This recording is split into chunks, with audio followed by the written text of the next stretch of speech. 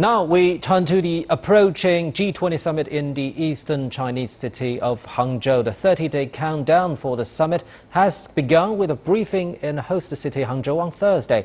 Business leaders have urged politicians to continue pushing for free and open trade. Han Peng talked to some of the leading figures in the business community about their expectations from the upcoming summit. We are at the crossroad of the best time of the human beings, that the internet is coming. But by the way, every technology revolution causes problems. The first technology revolution in Europe caused the First World War. Second technology revolution, the energy, caused the Second World War. This technology revolution, I don't know. We should have the Third World War against the poverty, against the disease, against the environment. By working together, that we can solve the problem future. By fighting each other, we go nowhere. So that's what my expectation. I want them to have good time, understand, and let them understand our China's vision. Since the crisis, how to restore, recover the economy has puzzled every country. But unfortunately, in the last, let's say, 5 years, most of the country try to use more monetary policy stimulus and protectionism type of measures, which they hope can result in a quick recovery. But today, you can't blame the globalization.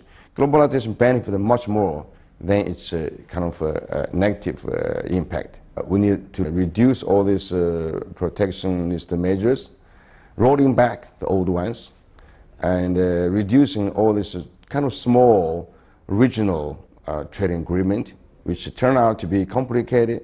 I think we need to co-develop some of the program. So for example, enable more SMEs that they can take advantage of digital globalizations to access global market. So for example, in China, we can see a lot of regions that they have favorable policy for SMEs, subsidize them to go to overseas to attend exhibition, to get the training. So I think this kind of best practice can also share to the other economies government. So they can develop the similar policies in their own home economy.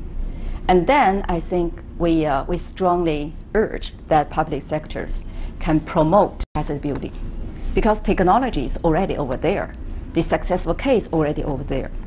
I think the problem is still a gap between the information, the best practice, and the knowledge and the awareness.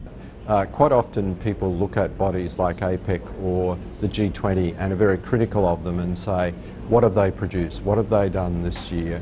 And I think it's very important for the community to understand that bodies like APEC and the G20 are critical to ongoing interchanges of views between governments. They may not always agree, they may not always be as successful as we would like in implementing ideas that have been proposed. But if you don't have these forums for governments and business and other groups to come together and talk about the issues, you have a vacuum, and that leads to the opportunity for conflict,